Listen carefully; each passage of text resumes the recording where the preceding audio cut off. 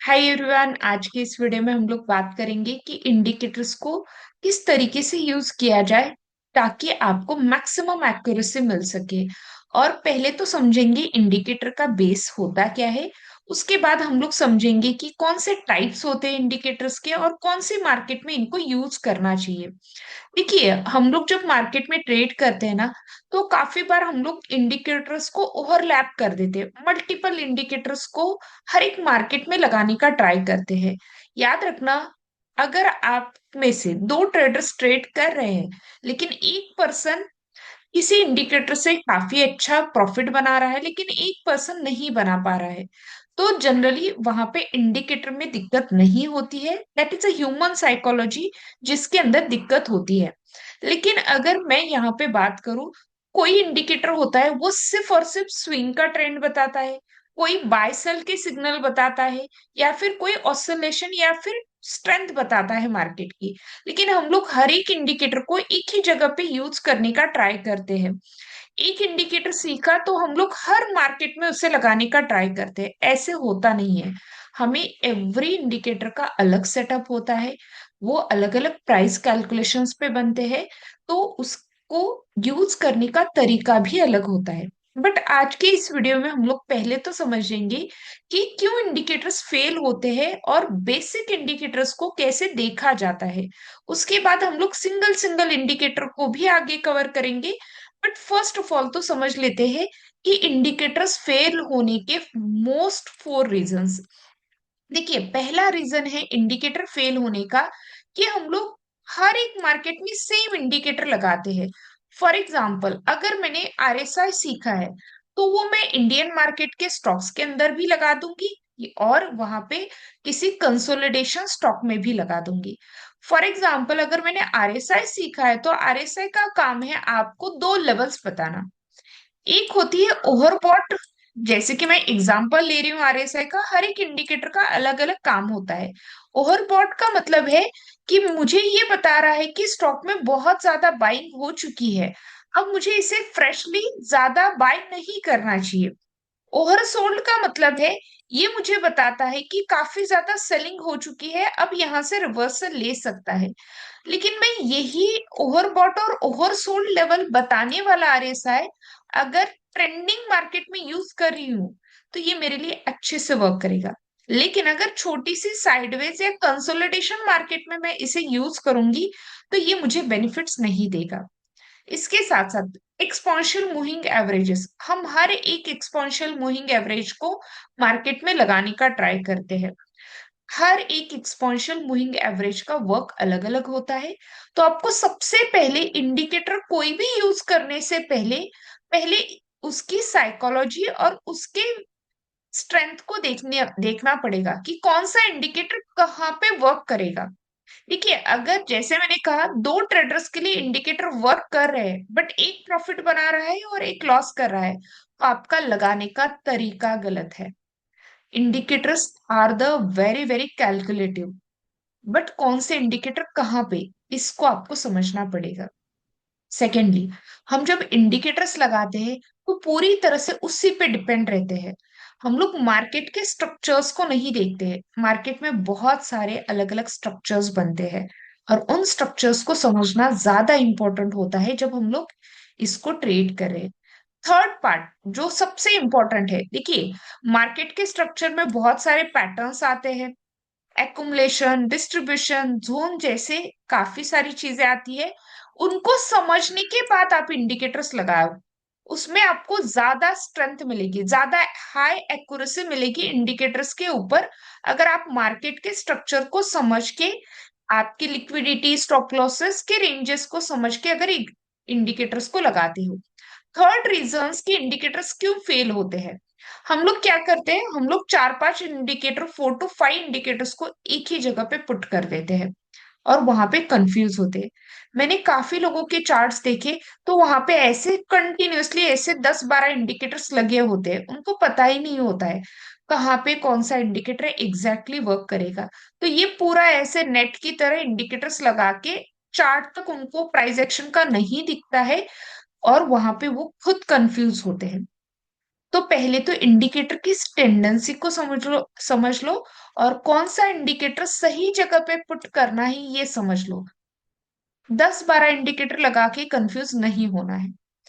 Fourth reason, emotional execution. देखो, indicators लगाया, profit बनाया, बट स्टिल हम लोग ओवर ट्रेड करते हैं, रिवेंज ट्रेड करते हैं मार्केट से।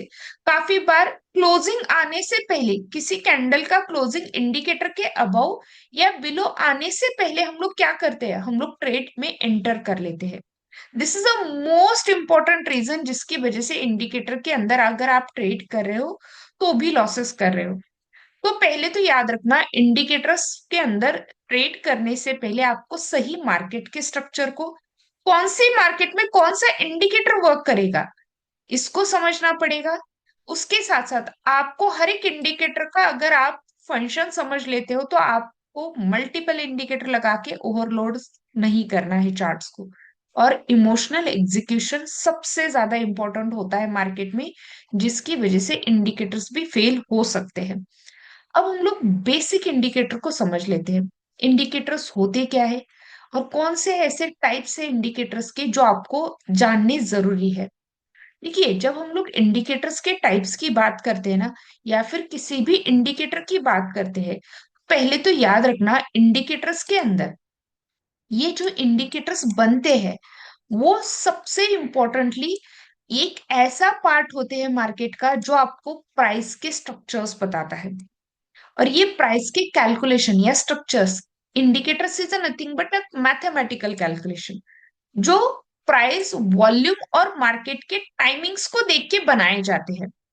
देखिए, इंडिकेटर कोई ऐसी चीज नहीं है कि कुछ भी बनाया और कुछ भी दे दिया। जनरली जो मोस्ट इंपॉर्टेंट इंडिकेटर्स होते हैं वो प्राइस वॉल्यूम कैलकुलेशंस पे बनते हैं। तो प्राइस और वॉल्यूम की कैलकुलेशन के डेटा में प्रोसेसिंग में टाइम लगता है।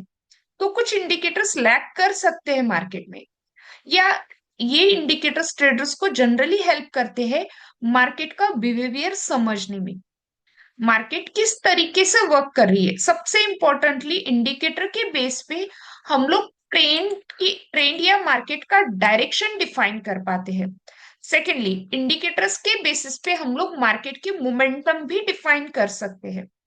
वोलेटिलिटी मतलब मार्केट कितना वोलेटाइल हो रही है ये भी डिफाइन कर सकते हैं।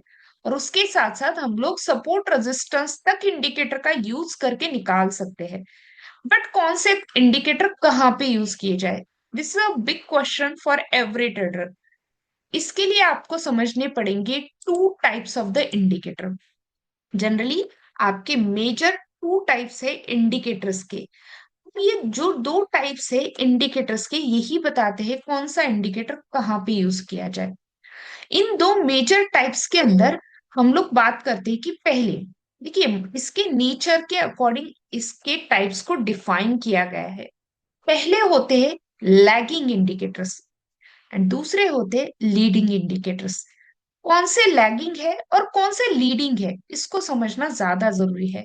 अगर मैं लैगिंग इंडिकेटर्स की बात करूं तो याद रखना, लैगिंग इंडिकेटर्स जो होते हैं वो पहले तो मार्केट में क्या करते हैं, वो बताते हैं कि मार्केट के डेटा प्रोसेसिंग में टाइम लगेगा। जैसे मैंने कहा, प्राइस, वॉल्यूम और कैलकुलेशन पे डेटा प्रोसेसिंग होती है और हम लोग प्राइस को फॉलो करेंगे।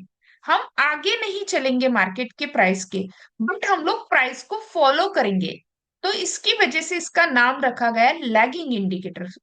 ये आपको सिग्नल्स तो देंगे बाय सेल के, या फिर आपको ट्रेंड के सिग्नल्स तो देंगे, बट ये प्राइस के पीछे पीछे सिग्नल्स देते जाएंगे। ये आपको पहले नहीं बता सकते हैं कि मार्केट में क्या होने वाला है, बट जो हो चुका है उसको ये प्रिडिक्ट कर सकते हैं। आपको ये पहले समझना पड़ेगा कि कौन से लैगिंग इंडिकेटर्स है, ये जो मार्केट के आपको थोड़ा सा टाइम लेके सिग्नल्स देते हैं, मतलब लैग करके सिग्नल्स देते हैं। ये आपको बताते हैं कि क्या हो चुका है पास्ट में। तो ये याद रखना, सिंपल लैगिंग इंडिकेटर्स का मतलब क्या है, ये आपको ट्रेंड कंफर्म करके तो देंगे, ये आपको जनरली रिवर्सल होने के बाद प्रिडिक्ट करेंगे, बट बिफोर रिवर्सल होने से पहले ये प्रिडिक्ट नहीं कर सकते हैं। अब ऐसे कौन से इंडिकेटर है, for example simple moving averages. ये लैगिंग होते हैं। ये प्राइस के साथ नहीं, प्राइस के पीछे पीछे चलते हैं। Exponential moving averages, these are also lagging one. ये डेटा प्रोसेसिंग में कुछ सेकंड्स का लैग लेते हैं। थर्ड इंडिकेटर, जिसे वेटेड मूविंग एवरेज कहा जाता है, this is also lagging indicator. Fourth indicator, moving average convergence and divergence, जिसे हम लोग एमएससीडी कहते हैं, this is also lagging. Fifth super trend होता है। और सिक्स्थ होता है एवरेज डायरेक्शनल इंडेक्स, जिसे एडीएक्स कहा जाता है। अगर आप चाहते हो हर एक इंडिकेटर का मैं स्पेसिफिक यूज बताऊं कि कौन सा इंडिकेटर किस चीज के लिए यूज किया जाता है, आप मुझे कमेंट में बताना, मैं इसका एक सेपरेट वीडियो बनाऊंगी, ताकि आपको पता चल सके कब मूविंग एवरेजेस यूज करने, कब एक्सपोनेंशियल मूविंग एवरेजेस यूज करने, कब एमएससीडी का यूज करना है, या कब सुपर ट्रेंड का यूज करना है। देखिए, हम लोगों ने पहले बात की मार्केट के पहले टाइप के इंडिकेटर्स, जो प्राइस के पीछे चलते हैं, लैगिंग इंडिकेटर्स, उसके कुछ एग्जांपल्स की भी यहाँ पे बात हो रही है। अब हम लोग बात करते हैं सेकेंड टाइप, जो सबसे इंपॉर्टेंट मार्केट का टाइप है, वो होते हैं लीडिंग इंडिकेटर। ये प्राइस के पीछे नहीं चलते हैं, ये प्राइस को प्रिडिक्ट करना जानते हैं। पहले तो याद रखना, लीडिंग इंडिकेटर जो होते हैं वो प्राइस को एंटिसिपेट करते हैं। वो ट्राई करते हैं कि आगे क्या होने वाला है, उसको प्रिडिक्ट करें। सेकेंडली, लीडिंग इंडिकेटर्स जनरली ज्यादातर हम लोग ब्रेकआउट्स के केस में यूज करते हैं। ये हमें हिंट देते हैं, आगे रिवर्सल हो सकता है, आगे ब्रेकआउट हो सकता है, ये इसका हमें सिग्नल देते हैं। तो ये कौन से इंडिकेटर्स है जो हमें पहले ही सिग्नल दे रहे हैं? फॉर एग्जाम्पल आरएसआई एक लीडिंग इंडिकेटर है मार्केट का। ये पहले ही बता देता है कि मार्केट अगर ओवर बॉट रेंज में जा चुकी है तो रिवर्सल बना सकती है। अगर मार्केट ओवरसोल्ड जोन में जा चुकी है तो वो अगेन रिवर्सल बना सकती है। तो ओवरबॉट रेंज से हम लोग जैसे बोलते हैं कि मार्केट नीचे आने की टेंडेंसी होती है, ओवरसोल्ड जोन से ऊपर जाने की टेंडेंसी होती है, तो ये हमें आरएसआई बताता है। And RSI is a leading indicator, याद रखना।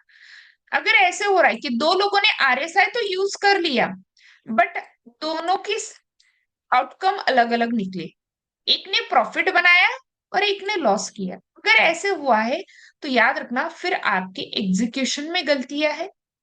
आप वहां पे एग्जीक्यूशन या साइकोलॉजिकल चीजों पे ज्यादा काम कर रहे हो, क्योंकि आरएसआई एक ही है, दोनों ट्रेडर्स के लिए सेम वर्क करेगा।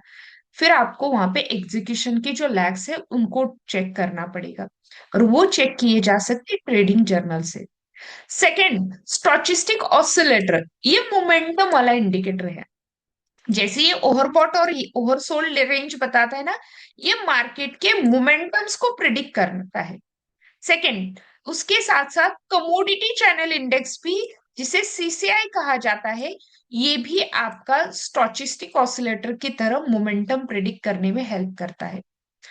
और उसके साथ साथ कुछ मोमेंटम इंडिकेटर्स भी है मार्केट में, जो पहले ही प्रिडिक्ट करते हैं कि मार्केट किस तरफ जा सकती है। मार्केट का पॉसिबल डायरेक्शन बताने का काम ये इंडिकेटर्स करते हैं। तो ये याद रखना, पहले तो हर एक इंडिकेटर हर एक जगह पे वर्क नहीं करता है। इंडिकेटर्स के मेजरली टू टाइप्स है। Indicators are the combination of price, volume and time. ये कॉम्बिनेशंस होते हैं, और मार्केट में दो तरह के मेजर इंडिकेटर्स है, leading and lagging. Lagging data थोड़ा सा लेटली देते हैं, ये क्या हो चुका है ये बताते हैं। और लीडिंग वो चीज बताते हैं जो मार्केट में होने वाली है। तो ये याद रखना, इन इंडिकेटर्स के साथ हमें ट्रेड करना सीखना है। ऐसे नहीं कि इंडिकेटर सिग्नल तो दे गया बट हम लोगों ने लेट एंट्री एग्जिट की, ये नहीं करना है। तो सबसे पहले तो हम लोग इन इंडिकेटर्स की बारे में जानेंगे कि अगर मैं इन इंडिकेटर्स का यूज कर रही हूं तो कौन से इंडिकेटर्स मुझे कहाँ पे यूज करने हैं। तो देखिए, अब अगर मैं बात करूं कि कौन से इंडिकेटर्स कहाँ पे यूज किए जाते हैं, तो सबसे पहले तो हमें कुछ इंडिकेटर्स के बारे में आज यहाँ पे हम लोग समझ लेते हैं, जो मार्केट में सबसे ज्यादा यूज किए जाने वाले इंडिकेटर्स है। फर्स्ट ऑफ ऑल तो मार्केट में जो वन ऑफ द सबसे ज्यादा यूज किया जाने वाला इंडिकेटर है, वो है एमएसीडी। एमएसीडी जो इंडिकेटर है वो हम लोग सबसे ज्यादा यूज करते हैं, जो हमें जनरली बाइंग और सेलिंग के रेंज बताता है। ये एक क्रॉसओवर से बताता है कि मार्केट में अगर क्रॉसओवर हो रहे हैं तो बाइंग या सेलिंग के सिग्नल्स है या नहीं। उसके बाद आरएसआई, जैसे मैंने कहा, ओवर बॉट और ओवर सोल्ड रेंज बताने का काम आरएसआई का होता है। बॉलिंजर बैंड्स मार्केट में वोलेटिलिटी बताते हैं कि अगर बॉलिंजर बैंड कॉम्प्रेस हो रहे हैं, नैरो हो रहे हैं या एक्सपांड हो रहे हैं। इसके साथ हमें वोलेटिलिटी का आइडिया आता है। उसके बाद 9 EMA मार्केट में वन ऑफ द यूज करा जाने वाला one of the most important indicator कहा जा सकता है। भले ही ये लैगिंग है, बट ये आपको शॉर्ट टर्म के ट्रेंड्स के आइडिया देगा। शॉर्ट टर्म के ट्रेंड्स हम लोग स्विंग ट्रेडिंग, इंट्राडे ट्रेडिंग में ज्यादातर यूज करते हैं। पोजिशनल और मोमेंटम में भी आप इसे यूज कर सकते हो। 9 EMA जो आपको ट्रेंड का आइडिया देगा। सेकेंडली 21 EMA एंट्री और एग्जिट पॉइंट्स की एक्यूरेसी हाई होती है इसकी। 21 EMA जो है वो आपको एंट्री एग्जिट का आइडिया देगा, स्पेशली ये स्विंग में और मोमेंटम ट्रेडिंग में ज्यादा वर्क करता है। जैसे ये इंडिकेटर आपका इंट्राडे में भी वर्क करता है, बट 21 EMA आपका स्विंग, पोजिशनल और मोमेंटम ट्रेडिंग में ज्यादा हेल्प करता है। 50 EMA जनरली इस पे हम लोग स्टॉप लॉसेस ज्यादा डिफाइन करते हैं। क्यों? क्योंकि ये अगेन स्विंग ट्रेडिंग का आपका एक अच्छा बेस माना जाता है। 200 EMA लॉन्ग टर्म इन्वेस्टमेंट के अंदर ज्यादा यूज किया जाता है कि कोई भी स्टॉक अगर 200 EMA को क्रॉस कर गया तो उसके बाद उसका ट्रेंड कंटिन्यू होने के चांसेस ज्यादा होते हैं, मोमेंटम ज्यादा देने के चांसेस ज्यादा होते हैं। तो हम लोग 200 EMA का यूज लॉन्ग टर्म इन्वेस्टमेंट के लिए ज्यादा करते हैं। उसके बाद वीवैप वॉल्यूम वेटेड एवरेज प्राइस, अब ये बताता है इंट्राडे के ब्रेकआउट्स मॉर्निंग में या ड्यूरिंग डे टाइम्स। इंट्राडे में कौन से ब्रेकआउट्स हो रहे हैं, ब्रेकडाउन हो रहे हैं, इसका हेल्प, इसके लिए आपको हेल्प करेगा वीवैप। तो ये याद रखना, वीवैप इज द इंडिकेटर जो ब्रेकआउट्स देने आपको ज्यादातर बताता है। अगेन इसके अंदर जो आप इंडिकेटर्स यूज कर रहे हो वो है मोमेंटम मार्केट के इंडिकेटर। मोमेंटम का मतलब क्या है? एक तो मार्केट ऊपर जाए, ट्रेंडिंग रहे, या फिर नीचे गिरे। इसमें से कोई भी इंडिकेटर साइडवेज मार्केट में काम नहीं करता है। साइडवेज मतलब छोटी रेंज की 100 पॉइंट की मार्केट जो ना ही ऊपर जा पा रही है ना ही नीचे आ पा रही है, ऐसी मार्केट में कोई भी इंडिकेटर मार्केट में यूज नहीं करता है। तो आपको इसका यूज साइडवेज मार्केट में अवॉइड करना है। उसके बाद लास्ट इंडिकेटर जिसे एडीएक्स कहा जाता है। एडीएक्स के अंदर मार्केट की स्ट्रेंथ ज्यादा दिखी जाती है। मार्केट में ट्रेंड स्ट्रांग है या नहीं है, ये आपको एडीएक्स ज्यादा बता सकता है। तो अगर आप चाहते हो कि इसमें से हम लोग किसी भी इंडिकेटर सेटअप पे अगर डिटेल वीडियो बनाए तो आप यहाँ पे मुझे कमेंट्स में लिख सकते हो, या फिर ऐसे भी हो सकता है कि हम और डिटेल में सेकंड पार्ट में इसके अंदर चले जाए, कि ताकि हम लोग बाकी इंडिकेटर्स को भी इसी तरीके से कवर करें कि कौन से इंडिकेटर्स किस चीज के लिए यूज किए जाते हैं। होप कि ये वीडियो आपको अच्छा लगा हो। Thank you everyone.